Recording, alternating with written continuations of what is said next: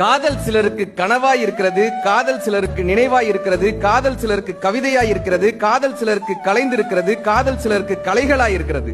காதல் சிலருக்கு உருவத்தால் வருகிறது, காதல் சிலருக்கு பருவத்தால் வருகிறது, காதல் சிலருக்கு இதயத்தால் வருகிறது, காதல் சிலருக்கு இணையத்தால் வருகிறது.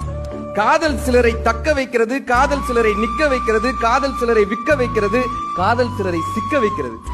காதலை சிலர் சொல்ல தவிக்கிறார்கள், காதலை சிலர் சொல்லிவிட்டு தவிக்கிறார்கள், காதலை சிலர் மறக்க தவிக்கிறார்கள், காதலை சிலர் மறைக்க தவிக்கிறார்கள்.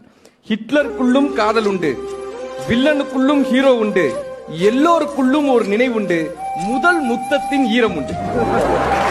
காதலை பொறுத்தவரை கண்கள் தாயானது, இதழ்கள் தந்தையானது. உண்மை தெரியுமா? தாய் மென்மையானவள், தந்தை வன்மையானவர். காதலின் பரிசு வன்மையா இருக்கட்டும், காதல் என்றும் உண்மையா இருக்கட்டும்.